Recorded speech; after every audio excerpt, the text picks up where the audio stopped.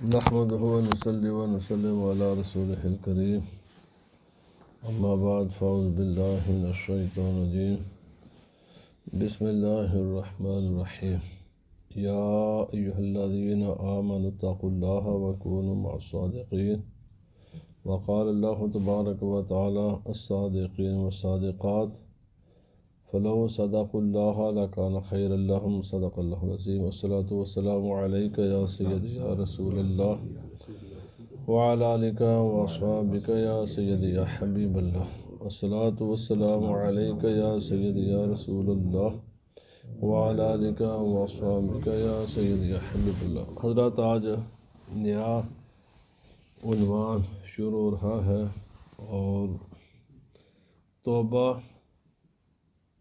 اور صبر کے بعد یہ ایک مسلمان کی زندگی میں انتہائی اہم چیپٹر ہے جس کو سمجھنا بہت ضروری ہے، کیونکہ اللہ رب العزت نے قرآن حکیم میں فرمایا یا ایھا الذین آمنوا اتقوا اللہ وکونوا مع الصادقین، ایمان والو اللہ سے ڈرو اور سچوں کے ساتھ ہو جاؤ۔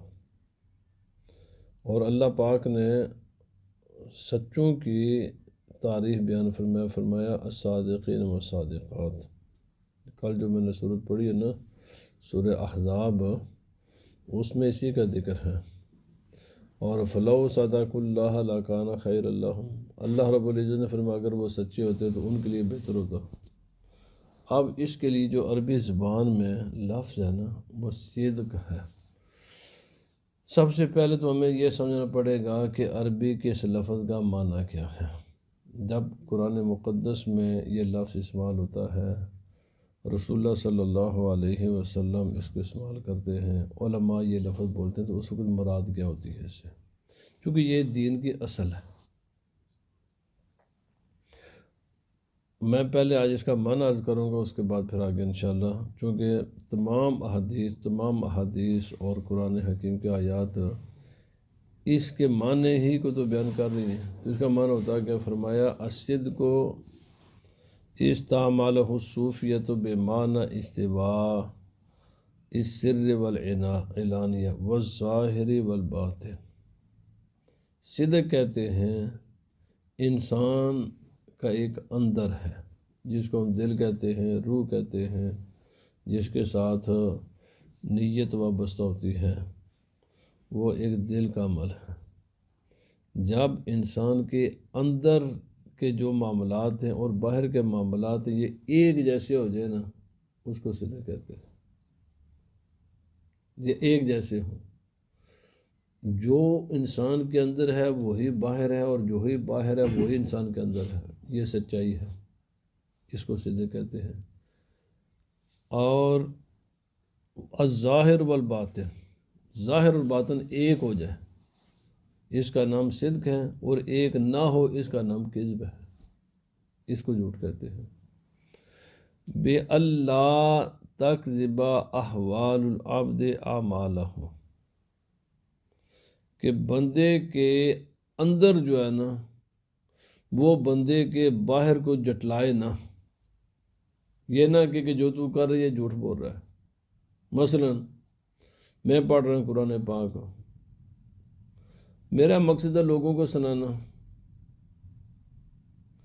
اور جب مجھے کوئی میں نے اللہ کے لیے کر رہا ہوں، یہ جو بات ہے نا، یہ دل کہتا ہے کہ تو جھوٹ بولا، تو نے جھوٹ بولا ہے۔ لوگوں میں آپ کو مطمئن کر سکتا ہوں، ان کو سب کو مطمئن کر سکتا ہوں زبان کے ساتھ، پر دل تو مطمئن نہیں ہوتا۔ اسی لیے تو دل اللہ تعالیٰ نے بندے کے اپنے کنٹرول میں نہیں رکھا، ہر عضو انسان کا اپنے کنٹرول میں ہے۔ یہ آنکھیں میں نے بند کر دی، ہوگی بند، کھولنی ہے کھول لی، کیونکہ یہ میرے کنٹرول میں ہے۔ یہ ہاتھ میں نے اس کیے تو یہ ہو گیا، اس طرح کیے تو ہو گیا، کیوں؟ یہ میرے کنٹرول میں ہے۔ تمام انسان کا جسم انسان کے کنٹرول میں ہوتا ہے، سوائے بہت وہ جو چیزیں تھوڑی سی ہے نا، جو انسان کے کنٹرول میں نہیں ہے، وہ بالکل ان کی ویلیو بھی نہیں ہے۔ مثلا انسان کے ناک سے جو پانی آتا ہے، یا آنکھوں سے جو آنسو نکلتے ہیں، یا جو ہماری آنکھیں جھپکتی ہیں، یہ انسان کے کنٹرول میں نہیں ہوتے۔ یہ دیکھو نا، ہم بغیر ارادے کے جھپکتے رہتے ہیں نا، بغیر ارادے کے ہماری آنکھ ایسے کرتی رہتی ہے، ارادہ نہیں ہوتا، ارادے کے بغیر ہوتا ہے۔ یہ بالکل محدودی سی جو چیزیں ہیں، ہمارے ناک سے پانی جو بہتا نہیں ارادے کے بغیر بہتا ہے، ہمارا اس میں ارادہ نہیں ہوتا۔ اگر ارادہ تو پھر تو ناک بہے نا۔ یہ بالکل چھوٹی سی چیزیں جو انسان کے ظاہر میں رونما ہوتی ہے، لیکن وہ ارادے کے بغیر ہوتی ہے۔ تو ظاہر کا جتنے بھی اعمال ہیں یہ ارادے کے بغیر ہوتے ہیں۔ اسی طرح باطن کے بغیر کوئی بھی عمل ہے وہ بھی ارادے کے بغیر نہیں ہوتا۔ بس میں جھوٹ بولنا چاہتا ہوں تو پہلے میرا ارادہ ہوگا جھوٹ بولنے کا، ارادہ پہلے ہوگا نا تو میں جھوٹ بولوں گا نا۔ ارادہ نہیں ہے، ارادہ میں نے سچ بولے گا تو میں سچ بولوں گا۔ نہ اندر کا معاملہ نہ باہر کا معاملہ ارادے کے بغیر نہیں ہے، اور ارادہ انسان کا دل کے ساتھ ہوتا ہے۔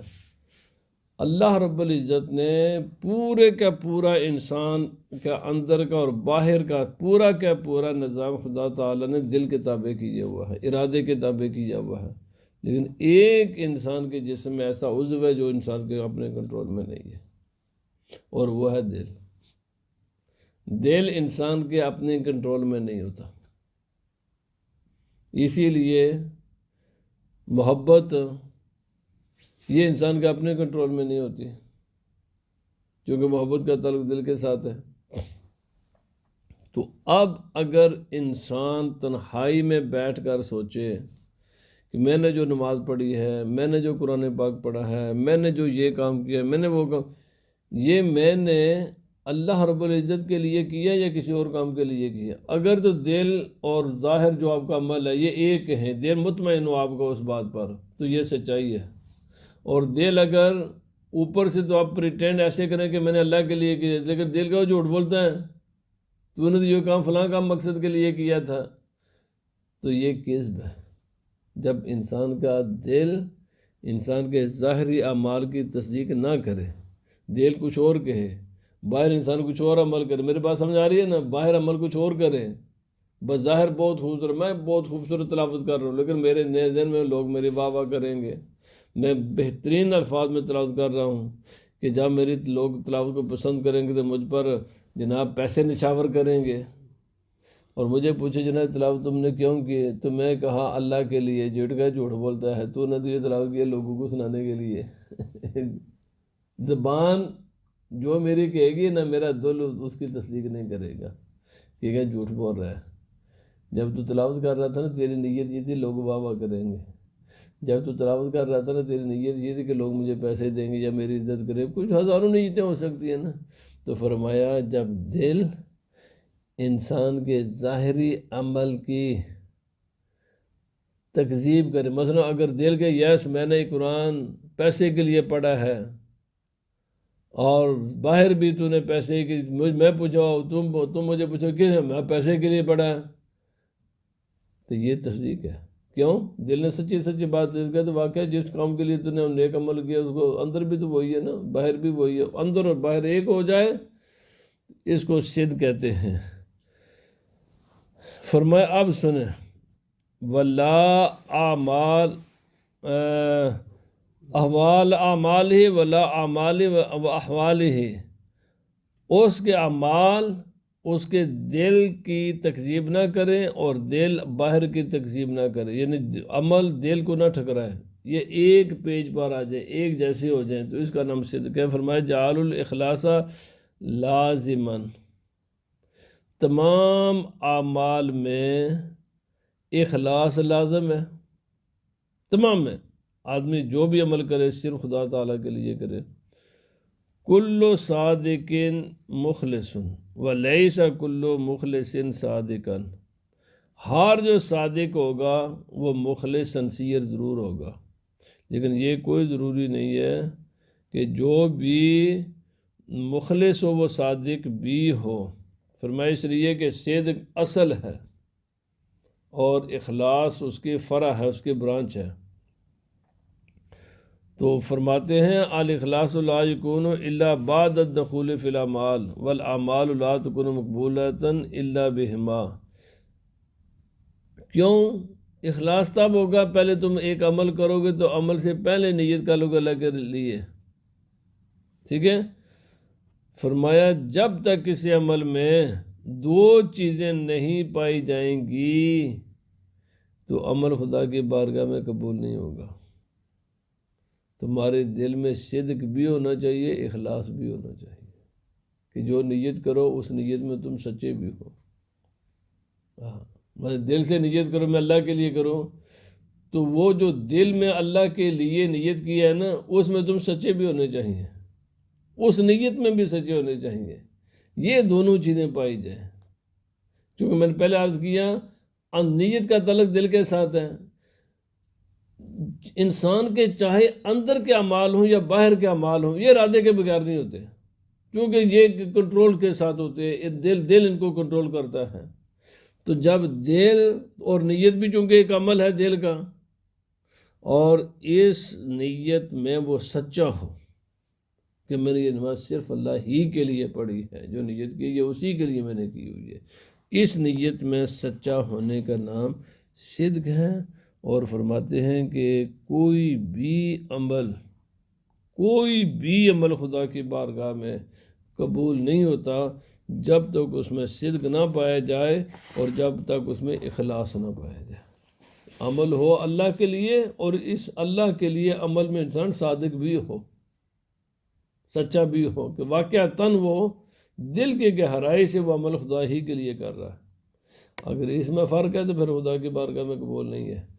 تو انشاءاللہ یہاں سے میں نے آج معنی عرض کیا کہ صدق کا معنی یہ ہوتا ہے کہ انسان کا عمل چاہے اندر کا ہو یا باہر کا ہو، وہ انسان کا دل اس کی تصدیق کرے کہ واقعتاً تو نے عمل یہ اسی لیے کیا ہے۔ اگر دل تصدیق نہ کرے تو اس کا معنی آدمی وہ یا نیت میں اسی کہتے ہیں ایک بندہ نیت بڑا کھوٹا ہے، اسی پنجابی کہتے ہیں نیت کھوٹا ہے، اسی لیے کرتے ہیں کہ اندر کا معاملہ گڑبڑ ہے۔ اس لیے ہم یہ پنجابی میں لفظ مجھے وہ بندہ میرا عملہ تو بڑا کرے پر نیت تو کھوٹا ہی ہے، کیونکہ اس کا نیت اور ہوتی ہے، سچائی اور ہوتی ہے۔ صرف نیت بھی کافی نہیں ہے، نیت میں صدق ضروری ہے۔ اللہ پاک ہمیں عمل کی توفیق عطا فرمائے۔ الصلاۃ والسلام علیک یا سیدی یا رسول اللہ وعلی آلک۔